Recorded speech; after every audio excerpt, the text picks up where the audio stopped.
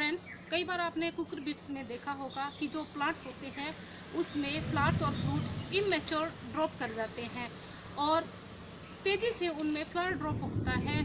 तो यहाँ पर क्या क्या समस्याएं आती है, क्यों ये फ्लावर या फ्रूट गिरते हैं, इनको कैसे रोका जा सकता है, नर या मादा की हम कैसे पहचान करें, या जो कुकर बिट्स हैं उनके अंदर हाथ से परागण कैसे किया जाए, आज इस वीडियो में हम इन सब की ही स्टडी करेंगे।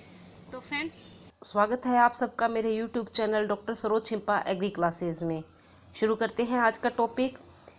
तो कुकर बिट्स यानी कद्दू वर्गीय सब्जियां कुकुरबिटेसी फैमिली का मेंबर है, जो कि through out the world tropical और सब ट्रॉपिकल रीजन में ग्रोन की जाती है।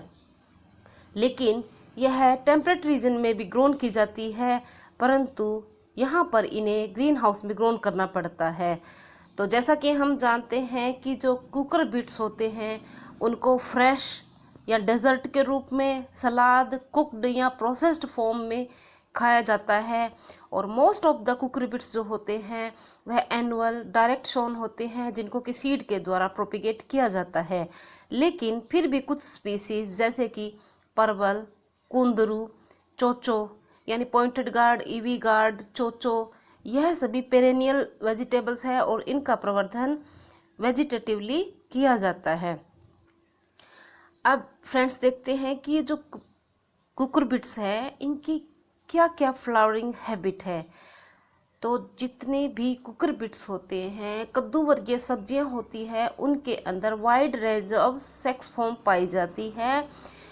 यह जो कद्दू वर्गीय सब्जियां हैं, मोनोएशियस, एंड्रोमोनोएशियस, गाइनोएशियस, इस तरह बहुत सारी सेक्स फॉर्म में पाई जाती है। तो अब ये जो हमने टर्म्स यूज़ की है ये क्या है, सबसे पहले हम देखते हैं मोनोएशियस कुकुरबिट्स, यानी ऐसे कुकुरबिट्स या कद्दू वर्गीय सब्जियां जिनके अंदर मेल और फीमेल फ्लावर का प्रोडक्शन एक ही प्लांट में होता है, लेकिन इनकी स्थिति अलग अलग होती है। इसके एग्जाम्पल है लेगेनेरिया, कुकुरबिटा सिट्रुलस, लूफा, मेमोर्डिका एंड ट्राइकोसेंथस। फिर नेक्स्ट है एंड्रोमोनोएशियस स्पीसीज। इस तरह की कद्दू वर्गीय सब्जियों में मेल और हर्मोफ्रोडाइट फ्लावर्स यानी नर पुष्प और परफेक्ट फ्लावर एक ही प्लांट पर पैदा होते हैं। इनके एग्जाम्पल है मस्क मेलन एंड वाटरमेलन। इसी तरह एक और स्पीसीज है गाइनोएशियस। तो गाइनोएशियस स्पीसीज या जो वैरायटी है उसके अंदर सिर्फ और सिर्फ फीमेल फ्लावर का ही प्रोडक्शन है। फिर आपने पार्थेनोकार्पिक वैरायटी का भी नाम सुना होगा। तो इस तरह की वैरायटी के अंदर पॉलिनेशन की ज़रूरत नहीं होती है, बिना पॉलिनेशन के ही फ्रूट डेवलप होते हैं और इसके द्वारा सीडलेस फ्रूट का प्रोडक्शन हो। तो फ्रेंड्स, यहाँ हमने डिफरेंट कुकर बिट्स की फ्लावरिंग हैबिट को देखे हैं। अब हम देखेंगे फ्लावरिंग पैटर्न, यानी मेल और फीमेल जो आते हैं वो किस पैटर्न में आते हैं। तो सभी कद्दू वर्गीय सब्जियों में सबसे पहले मेल फ्लावर ओपन होते हैं, उसी के बाद फीमेल फ्लावर आते हैं। और अगर मेल और फीमेल जब साथ आते हैं तभी पोलिनेशन होता है और इसी से फ्रूटिंग होती है। और जो फीमेल फ्लावर है उसकी ओपनिंग सिर्फ एक दिन के लिए होती है और इसकी रिसेप्टिविटी जो है सुबह 9 बजे से लेकर शाम को 4 बजे तक ही रहती है। और अगर इस समय यहाँ पर 15 से 20 मधुमक्खी विजिट करती है पौधे पर, तब ही मैक्सिमम पोलिनेशन हो पाता है। तो फ्रेंड्स, अब क्वेश्चन अराइज होता है कि जो कद्दू वर्गीय सब्जियां हैं उसमें फल और फूल क्यों गिरते हैं, ऐसे कौन से कारक हैं जिसके कारण यह फल और फूल गिरते हैं। तो यहाँ पर देखते हैं, इसके लिए बहुत सारे फैक्टर रिस्पॉन्सिबल होते हैं, जैसे कि insect, disease, sudden temperature changes, faulty pollination. यह सभी फैक्टर फिजियोलॉजिकल प्रोसेस को इफ़ेक्ट करते हैं। इसी तरह मैन्योर और फर्टिलाइजर की जो एप्लीकेशन है वह भी फ्लावरिंग और फ्रूटिंग को अफेक्ट करती है। मैन्योर्स और फर्टिलाइजर्स को फ्लावरिंग की शुरुआत होने से पहले हमें कम से कम 4 से 6 वीक पहले फर्टिलाइज़र की एप्लीकेशन करनी होती है। अर्ली एप्लीकेशन करने से जो प्लांट्स होते हैं वह न्यूट्रिएंट का अब्जॉर्ब कर लेते हैं और ब्लूमिंग के टाइम यह विग्रस ग्रोथ कर पाते हैं। इसी तरह नेक्स्ट फैक्टर है सॉइल कंडीशन। अगर सॉइल कंडीशन में हम देखें कि हाई सॉल्ट लेवल है तो उस स्थिति में भी पौधा न्यूट्रिएंट्स का और वाटर का अब्जॉर्प्शन नहीं कर पाता है और उस स्थिति में फ्लावर और फ्रूट सेटिंग कर जाते हैं। फिर है वाटरिंग। अगर प्लांट्स को प्रॉपर वाटरिंग नहीं की जाती है, फ्लक्चुएशन किया जाता है, तब भी यह फ्लावर के शेडिंग का कारण बनता है। इसलिए कांस्टेंट इरिगेशन रखना ज़रूरी है। और नेक्स्ट फैक्टर आता है इसमें पुअर पॉलिनेशन। अगर कुकुरबिट्स में प्रॉपर पॉलिनेशन नहीं होता है तो यह स्थिति फ्लावर और फ्रूट शेडिंग का कारण बनती है, क्योंकि पॉलिनेशन नहीं हो पाने के कारण फ्रूट के अंदर सीड फॉर्मेशन नहीं होती है और इस कारण फ्रूट को डेवलप होने के लिए बहुत ज़्यादा एनर्जी एक्सपेंड करनी पड़ती है और यह कारण बनता है कि फ्रूट प्रॉपर मैच्योरिटी तक नहीं ले पाता। तो जब कुकुरबिट्स में सीड फॉर्मेशन नहीं होती है तो यह फ्रूट डीफॉर्म्ड और मिसशेपन दिखाई देते हैं। इसे हम फ्रूट को लेंथ वाइज स्लाइसिंग करके देख सकते हैं कि इसके अंदर कर्व नैरो एरियाज दिखाई देते हैं और उसके अंदर सीड दिखाई नहीं देते हैं। अगर कुकुरबिट्स तो इसलिए कुकुरबिट्स में सीड फॉर्मेशन होने के लिए पॉलिनेशन ज़रूरी होता है। जितना ज़्यादा पॉलिनेशन होगा उतना ही इसके अंदर सीड फॉर्मेशन होगा। और कुकुरबिट्स के अंदर क्या होता है कि जो पोलन्स होते हैं वो स्टिकी मास में होते हैं, इसलिए इनको विंड इजीली ब्लोन नहीं कर पाती है। इसलिए इनके पॉलिनेशन के लिए इंसेक्ट का होना ज़रूरी है और पर्टिकुलरली यह बीज यानी मधुमक्खियों के द्वारा होता है। और बीज में भी जो बम्बल बीज होती है वह इसका इफेक्टिवली पॉलिनेशन कर पाती है। तो जब एक बार इसके पोलन ग्रेन्स फीमेल फ्लावर पर डिपॉजिट हो जाते हैं तो वहाँ पर यह ओव्यूल्स को फर्टिलाइज करके सीड फॉर्मेशन करते हैं। तो वहाँ पर इन फर्टिलाइज्ड ओव्यूल्स के अंदर बहुत सारे हार्मोनल चेंजेस होते हैं जो कि ग्रोथ के लिए स्टिमुलेशन करते हैं और फ्रूट सेल को एक्सपेंशन करते हैं। इसी कारण फ्रूट्स के अंदर एडिक्वेट फर्टिलाइज्ड सीड का होना ज़रूरी है, तभी वह फ्रूट डेवलप हो पाता है। बिना फर्टिलाइज्ड सीड के जो फ्रूट है या तो अब्रप्ट हो जाता है या वह मिसशेपन हो जाता है। इसलिए इफेक्टिव पॉलिनेशन के लिए जहाँ भी कद्दू वर्गीय सब्जियां उगाई होती है बीज कॉलोनी का होना ज़रूरी है।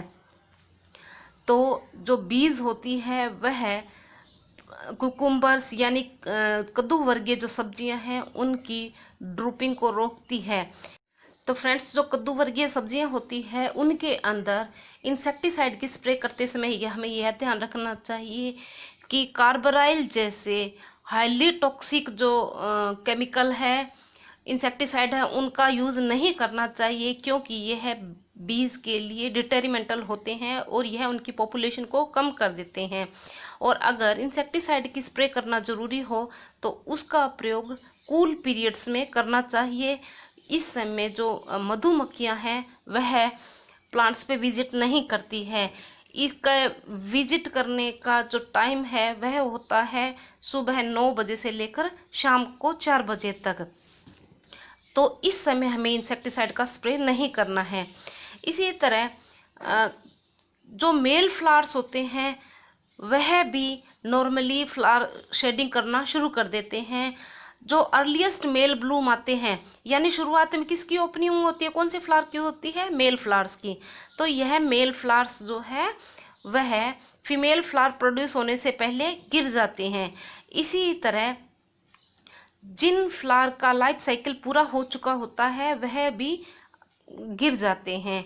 और एक बार जो फर्स्ट हमारे मेल फ्लावर का फ्लश आया है गिर जाने के बाद जो सेकंड फ्लश आता है उसमें फीमेल फ्लावर का प्रोडक्शन होता है और उसके बाद में यह फ्लावर्स नहीं गिरते हैं। और अगर फीमेल फ्लावर भी गिरते हैं तो यह आपको इंडिकेट कर रहे हैं कि इसमें सक्सेसफुल पॉलिनेशन नहीं हुआ है। इसी तरह वेदर कंडीशन जो है वह भी सक्सेसफुल पोलिनेशन के लिए इफ़ेक्ट करती है। एक्सट्रीम क्लाइमेटिक कंडीशन जैसे कि एक्सेसिव हीट, कोल्ड, यह भी पोलिनेटर्स की एक्टिविटी को रिड्यूस कर देती है। हाई ह्यूमिडिटी होने के कारण जो पोलन होते हैं वह स्टिकी हो जाते हैं और अच्छी तरह से ट्रांसफ़र नहीं हो पाते हैं। और जैसा कि हम जानते हैं कि जितने भी कद्दू वर्गीय सब्जियां हैं वह पोलिनेशन के लिए हनी बीज पर निर्भर है। तो कूल और क्लाउडी वेदर में हनी बीज भी इफ़ेक्टिव नहीं रहती है। तो यह सभी कारण बनते हैं कि कुकर बिट्स में फ्लावर और फ्रूट की शेडिंग होती है। अब देखते हैं इसमें एनवायरमेंटल जो फैक्टर है वह कुकर बिट्स के अंदर सेक्स एक्सप्रेशन को भी चेंज करते हैं। तो यह हम सब अच्छी तरह जानते हैं कि जो कुकम्बर्स या कुकर बिट्स जो वेजिटेबल है उनकी सेक्स एक्सप्रेशन में प्लास्टिसिटी पाई जाती है। तो यह एनवायरमेंटल फैक्टर मेल और फीमेल के जो प्रोपोर्शन है उसको अफेक्ट करते हैं। इसका एग्जांपल अगर हम देखें तो प्लांट डेंसिटी को लेकर चलते हैं। अगर हाई प्लांट डेंसिटी होती है तो जो नंबर ऑफ फीमेल फ्लावर है वह कम हो जाते हैं। हाई डेंसिटी पर प्लांट्स वाटर, न्यूट्रिएंट और सनलाइट के लिए कंपटीशन करते हैं और इस स्ट्रेस के कारण higher proportion of male flower का प्रोडक्शन होता है। इसी तरह अदर स्ट्रेस जैसे कि इंसेक्ट और ब्लोइंग सॉइल, लो लाइट इंटेंसिटी या वाटर स्ट्रेस भी जो है वह कम से कम फीमेल फ्लावर का प्रोडक्शन होने देती है। इसी तरह मेल और फीमेल फ्लावर का प्रोपोर्शन जो है टेम्परेचर से भी इन्फ्लुएंस होता है। जैसे जैसे टेम्परेचर हाई होता जाता है, यानी अगर टेम्परेचर 86 डिग्री फ़ारेनहाइट से ज़्यादा हो जाता है तो यह मेल फ्लावर के प्रोडक्शन को प्रमोट करती है, और अगर टेम्परेचर 60 डिग्री फ़ारेनहाइट से बिलो रहता है तो यह फीमेल फ्लावर के फॉर्मेशन को बढ़ावा देता है। तो फ्रेंड्स, अब नेक्स्ट क्वेश्चन अराइज होता है कि हमें कैसा पता लगेगा कि इसमें इनसफिशिएंट पोलिनेशन हुआ है, या कौन कौन से ऐसे इंडिकेशन है जिससे हम पता लगा सकें। तो जब कुकर बिट्स के अंदर प्रॉपर पोलिनेशन नहीं होता है या पुअर पोलिनेशन होता है तब उसमें फ्रूट फॉर्मेशन नहीं होती है।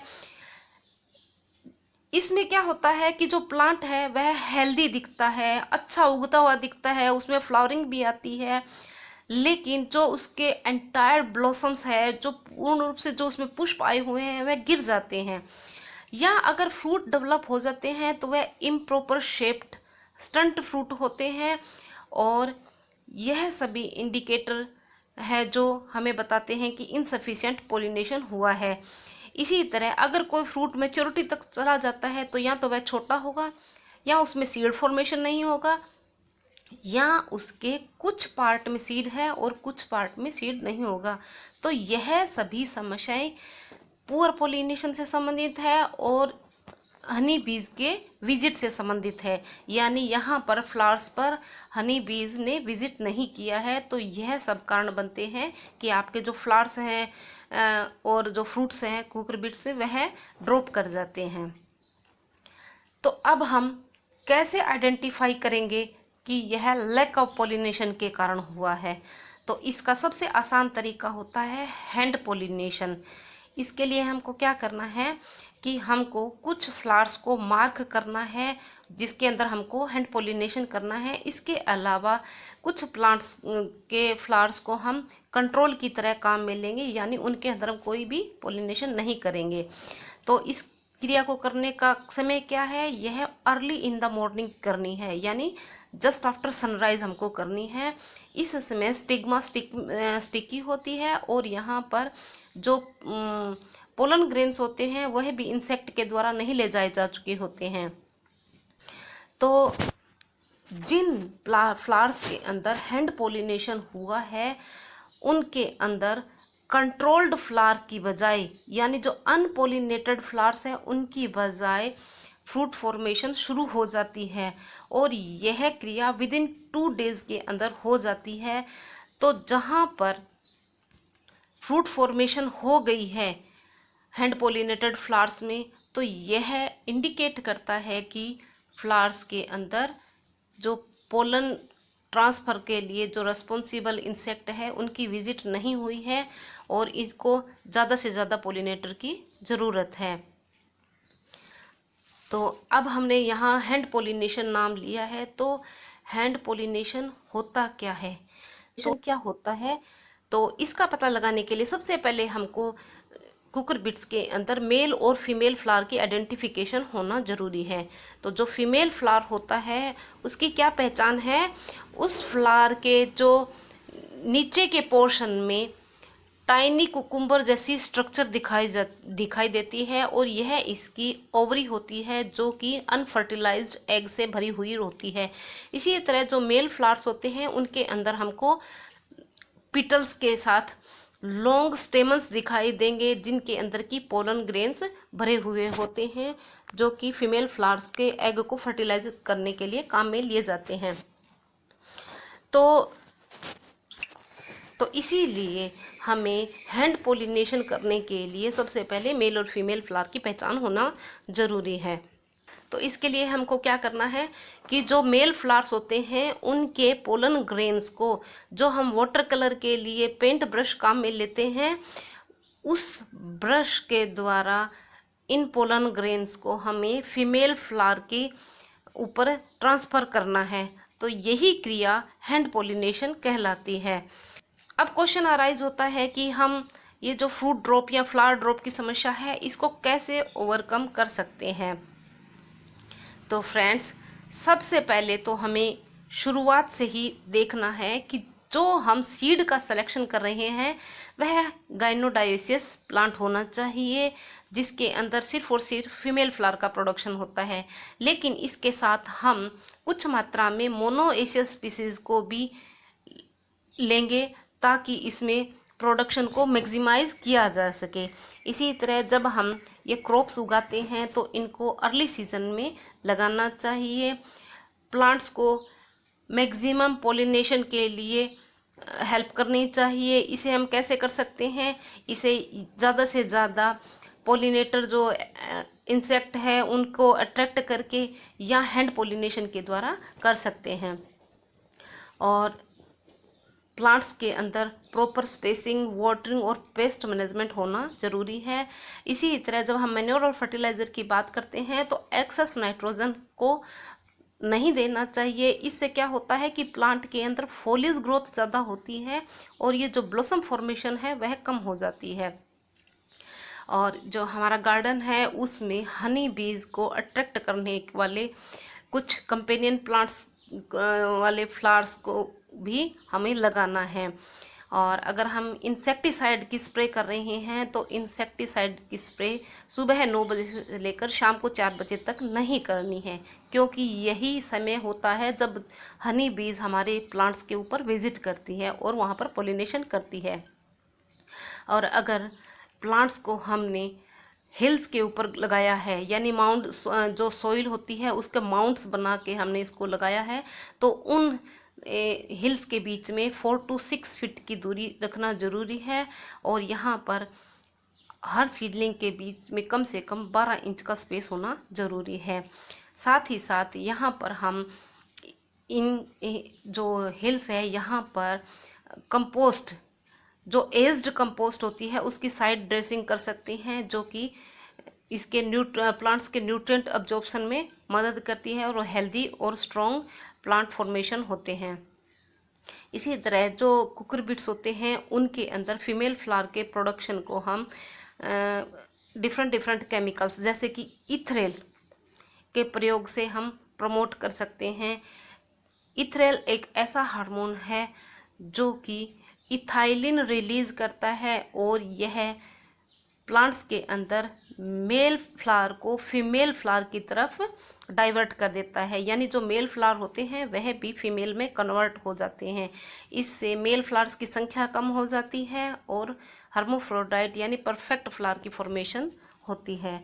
तो फ्रेंड्स, आज हमने यहाँ पर कुकर बिट्स में और फल क्यों गिरते हैं, कैसे हम और नर और मादा की पहचान कर सकते हैं, कैसे उनमें हैंड पोलिनेशन किया जा सकता है, इन सब की स्टडी की है।